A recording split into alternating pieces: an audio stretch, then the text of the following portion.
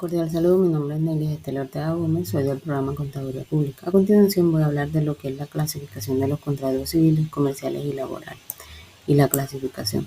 Tenemos que un contrato comercial o mercantil es un acuerdo entre dos personas para construir, regular o extinguir una relación jurídica comercial, los cuales se clasifican en contratos de compraventa, que es un contrato por el cual el vendedor se obliga a transferir la propiedad de una cosa o de un derecho. El contrato de arrendamiento, que es aquel contrato por el cual las partes contratantes se obligan recíprocamente. El contrato de distribución es un documento en el que las partes denominadas suministrador se obliga frente a otra denominada distribuidor. Los contratos de agencia son los contratos por el cual una persona se obliga frente a la otra a promover y concluir por cuenta ajena operaciones de comercio. Los contratos de franquicia, contrato mediante el cual un empresario franquiciador transmite a título de uso y disfruta a cambio de una contraprestación económica. Los contratos de permuta es el intercambio que se hace de una cosa por otra. Es decir, si yo tengo un apartamento pero quiero un carro, puedo cambiarlo por alguien que lo tenga. El contrato de comodato es un contrato mediante el cual una persona llamada acomodante se obliga a conocer gratuitamente el uso de una cosa no fungible. Tenemos lo que es el contrato laboral, que es un escrito acordado entre el empleador y el empleado. Se especifica el salario, el tiempo, las prestaciones, las vacaciones, entre otros. Los contratos laborales pueden variar según las especificaciones dadas anteriormente. Como un contrato a término fijo es aquel en el que el empleado y el empleador pactan una duración de tiempo, ya puede ser los 3 años o el empleador definirá. El contrato a término indefinido es el que se concierne sin establecer límites de tiempo en la prestación de los servicios en cuanto a la duración del contrato. El contrato de obra laboral se entiende y se conoce que en el contrato por obra laboral es aquel contrato en el que la duración se encuentra ligada a la duración de labor. El contrato de prestación de servicios, que son los que se celebran en las entidades estatales para desarrollar actividades relacionadas con la administración o funcionamiento de la entidad. Muchas gracias. Cedo la palabra a mi compañero. Buenas tardes, mi nombre es Eduardo Herrera y vengo a hablar sobre las consecuencias que se producen por incumplimiento de los contratos privados.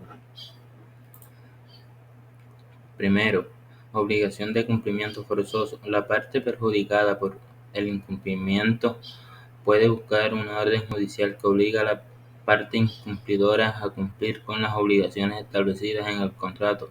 Segundo, indemnización por daños y perjuicios. La parte perjudicada puede tener derecho a reclamar una compensación por los daños y perjuicios sufridos como consecuencia del incumplimiento. Esto puede incluir daños emergentes, lucro cesante, gastos adicionales y otros perjuicios directos causados por el incumplimiento. 3.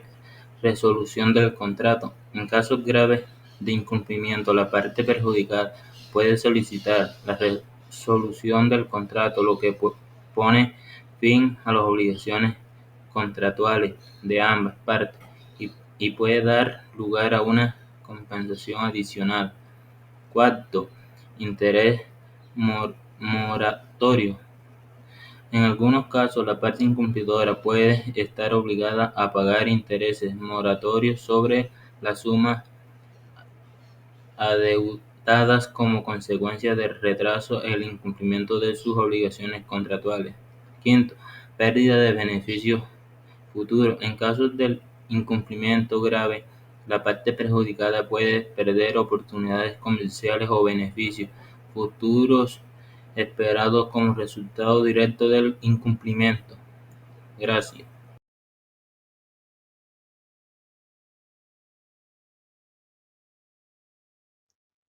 Cordial saludo, mi nombre es Neilis, nuevamente realizando la intervención en mi grupo con el tema principios que se aplican en los contratos privados. Tenemos que la contratación privada es donde las partes del acuerdo son personas naturales o jurídicas con carácter de persona privada distinta del Estado y sus diferentes ramas.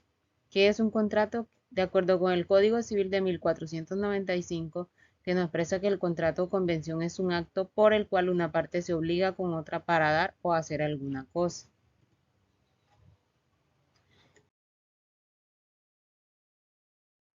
Los principios fundamentales son el abuso del derecho, que se muestra en tanto no hay una violación de la libertad contractual en su objeto y alcance jurídico. La autonomía de la voluntad, que consiste en el poder que tienen los particulares para autorreglar sus propios intereses y determinar el contenido de los negocios jurídicos celebrados. La buena fe se traduce en la honestidad y lealtad que debe existir en ambas partes. La consensualidad, que implica, entre otros casos, que es válido y obligatorio el contrato si las partes han dado su consentimiento voluntario y consentimiento a las obligaciones. La costumbre no es más que conductas repetitivas que devienen en obligatorias con el transcurrir del tiempo. El enriquecimiento sin causa, que es una figura clásica que tiene el propósito de brindar protección a aquel que se ha empobrecido a favor de otra.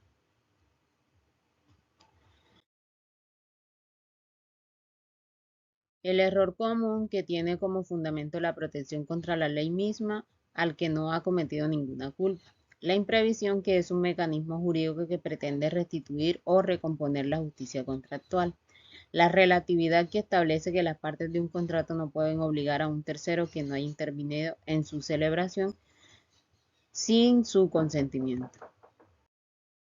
Muchas gracias.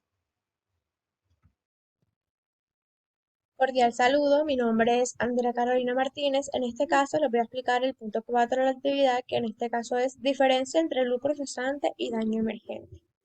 Para entrar en la diferencia, primero vamos a definir los conceptos de cada uno. En este caso, lucro cesante es un elemento importante en la evaluación de daños en casos legales y puede ser compensado mediante indemnizaciones o reclamaciones de seguro. Por ejemplo, aquí plasmé un ejemplo muy importante. Si un negocio sufre daños debido a una inundación y se ve obligado a cerrar temporalmente, el lucro cesante incluiría las ganancias que el negocio habría generado durante el periodo de cierre. Del mismo modo, si un contratista incumple un contrato y la parte afectada pierde la oportunidad de obtener ingresos esperados, el lucro cesante cubriría estas pérdidas potenciales.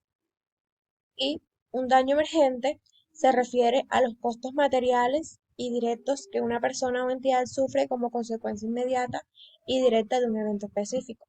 También plasma un ejemplo, que es: si un conductor causa un accidente de tráfico y daña tu vehículo, los costos de reparación o reemplazo del vehículo serán considerados como un daño emergente. La diferencia entre estos es que el daño emergente se refiere a las pérdidas materiales directas y concretas, mientras que el lucro cesante se refiere a la privación de ganancias o ingresos futuros. Ambos conceptos son importantes en el ámbito legal y económico para calcular y compensar las pérdidas financieras. Muchas gracias.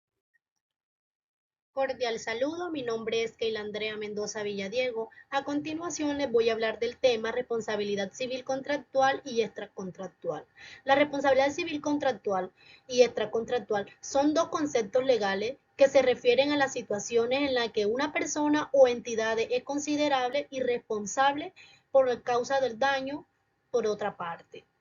Responsabilidad civil contractual. Se refiere a las obligaciones de reparar el daño derivado del incumplimiento de un contrato. Responsabilidad civil extracontractual. Se refiere a la obligación de reparar el daño causado a otra persona fuera del contexto de un contrato. Muchas gracias.